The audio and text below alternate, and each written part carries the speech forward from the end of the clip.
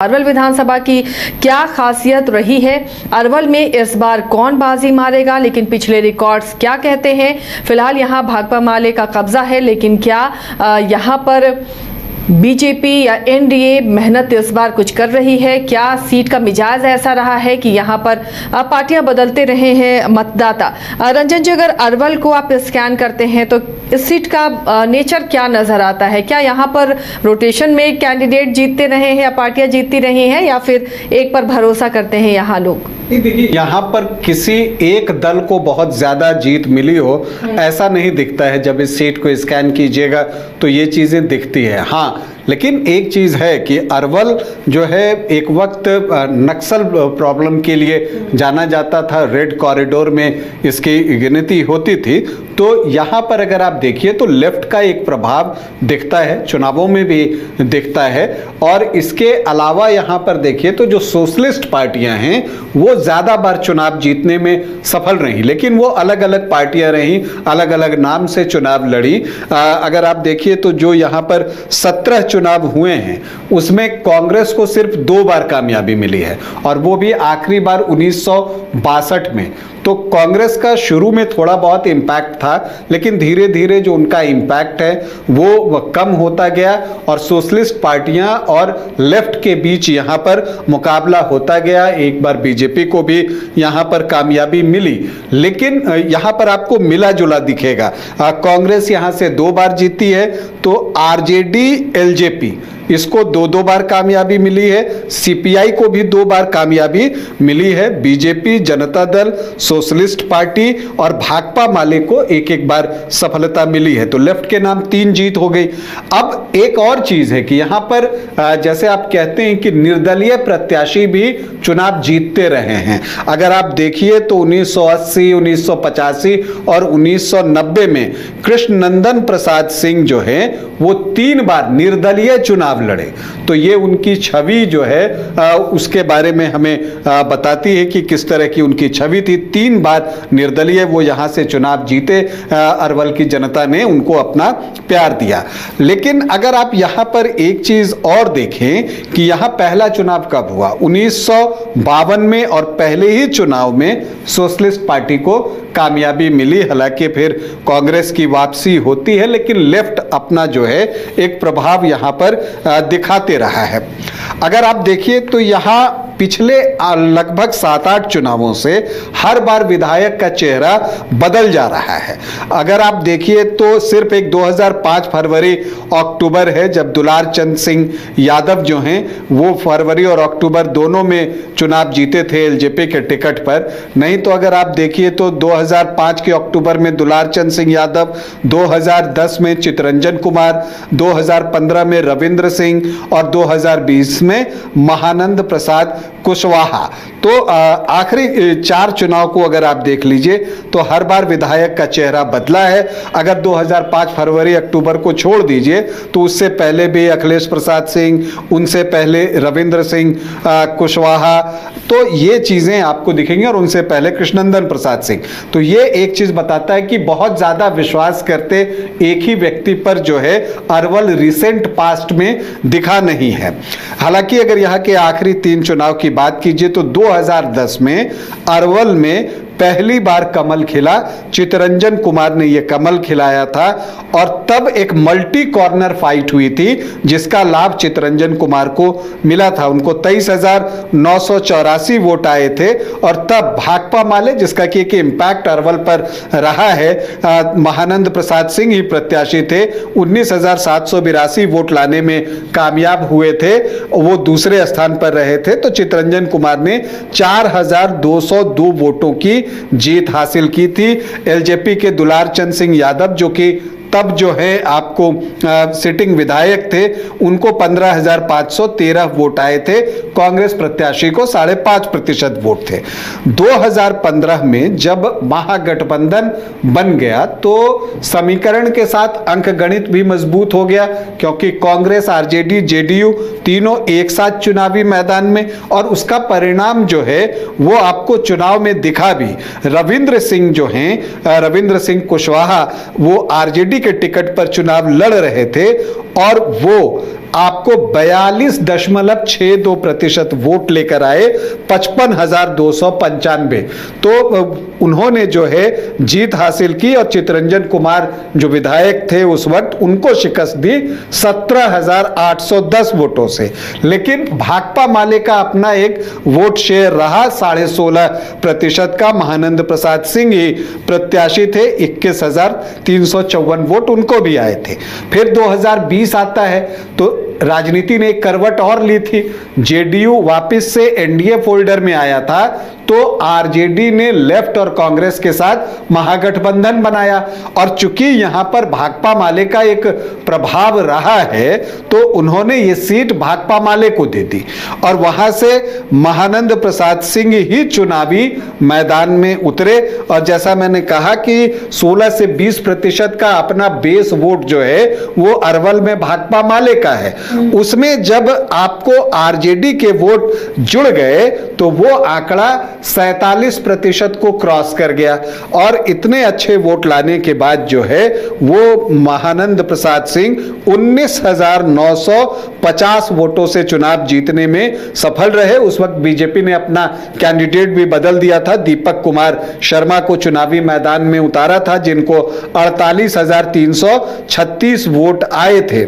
हालांकि यहां जो आरएलएसपी उपेंद्र कुशवाहा की पार्टी से सुभाष चंद्र यादव थे, उनको भी लगभग 8,000 के आसपास वोट आए थे। तो अब जो सवाल उठता है कि 2025 में क्या होगा, तो देखिए यहां का समीकरण जब आप देखिएगा तो आपको दिखता है कि भाकपा माले और आरजेडी के गठबंधन हो जाने से यहां एक बड़ा डेडली कॉम्बिनेशन बन गया है, क्योंकि आरजेडी का अपना वोट है और भाकपा माले का अपना कैडर वोट है। और कैडर वोट जातियों में नहीं बंधा होता, वो आपको हर जाति में मिलता है और इसीलिए वो एक बड़ा हिस्सा भाकपा माले के पास जाता है। लोकसभा 2024 का चुनाव भी इसकी गवाही देता है। सुरेंद्र प्रसाद यादव को 47.11% वोट आए, तो वही देखिए 47.2% विधानसभा में महानंद प्रसाद सिंह को और लोकसभा में सुरेंद्र प्रसाद यादव को 47.11।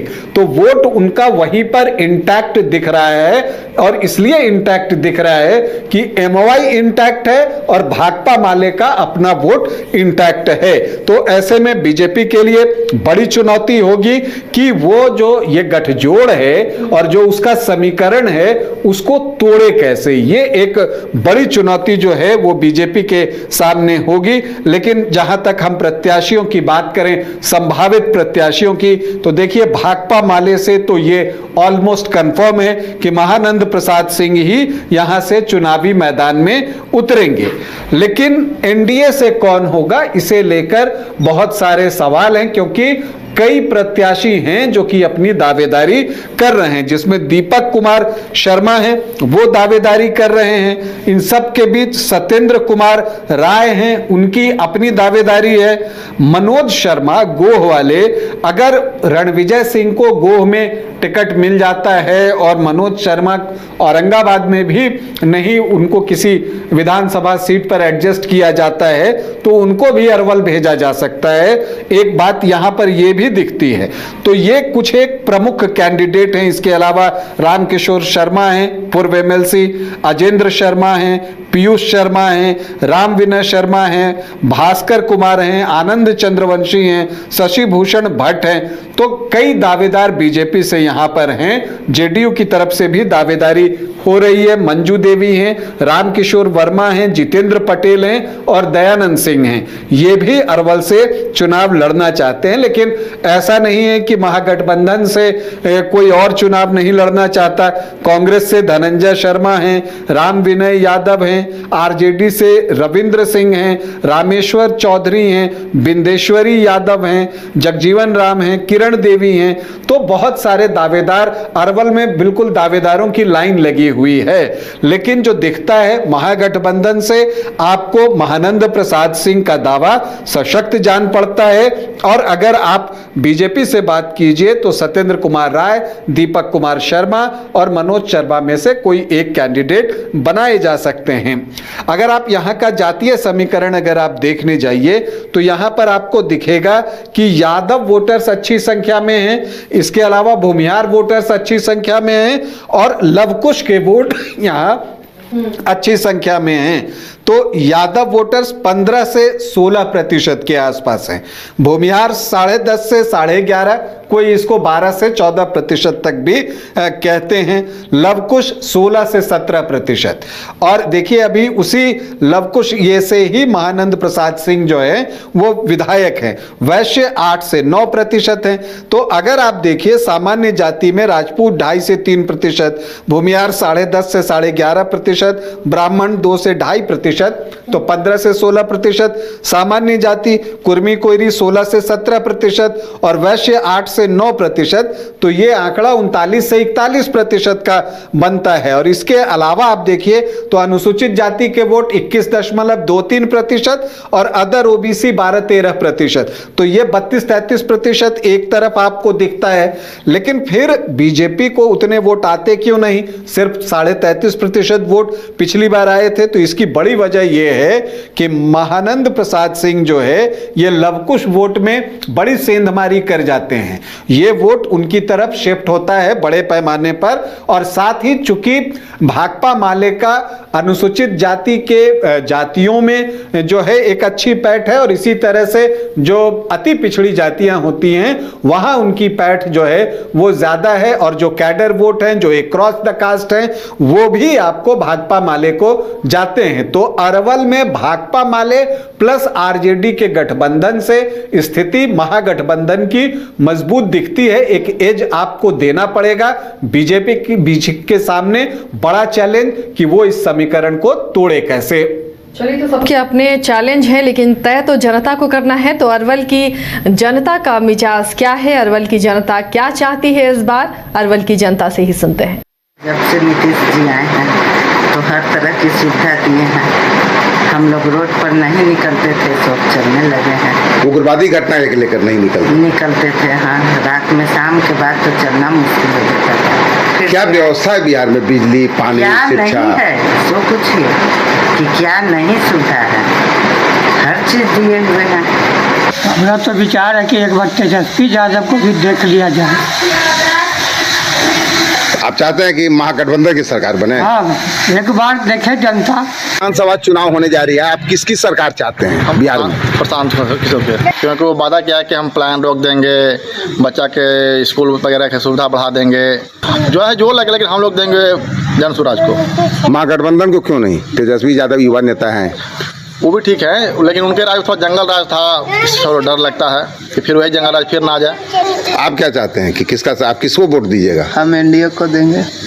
एनडीए से चाहे जो रहे। हम तो तेजस्वी यादव के सरकार साहब। क्यों? क्योंकि वो 17 महीना में बहुत सारे नौकरी दिए थे। और लोग कहता है कि जंगल राज उनके राज में था, उनके पिताजी के राज। जंगल राज उनके पिताजी के राज में था, अभी इनके राज में थोड़े रहेगा। क्या लग रहा है तेजस्वी यादव सक्सेस होंगे बिहार के लोग? 9वीं फेल से क्या होगा? देश चलाने के लिए 9वीं फेल, ये तो का संविधान में लिखा हुआ है कि देश कोई भी चला सकता है। मैं पर्सनली मेरा पॉइंट ऑफ व्यू देखिए तो मैं प्रशांत किशोर के साथ जा सकता हूं, क्योंकि उन्होंने बताया कि हमारी सरकार आएगी तो बेरोजगारी दूर करेंगे, खाना लाएंगे बिहार में। तो मैं प्रशांत किशोर के साथ जा सकता हूं। तीसरा ऑप्शन चाहिए था बिहार को, लोगों को मिल चुका है। सो एनडीए की सरकार काफ़ी दिन तक रही है, हमने देखा है। जैसे कि उन्होंने पहले वादा किया था कि बिहार को अगला मतलब अभी 5 साल मुझे मिला तो बाढ़ मुक्त बिहार बनाऊंगा, तो उन्होंने अपने वादा पे खरा नहीं उतरा है। सो हम तीसरा की ओर रुख कर सकते हैं, अब अच्छी है हमारे पास अपॉर्चुनिटी। तो अरवल की जनता जैसे इस बार चेंज करके देखना है तो किसी को इसी सरकार पर भरोसा है। तो फिलहाल अब जैसे जैसे चुनाव नजदीक आएगा जनता का मूड भी हम समझते जाएंगे और आपके सामने भी रखेंगे कि इस बार क्या बिहार में बदलाव की बहार है या फिर से नीतीश कुमार है।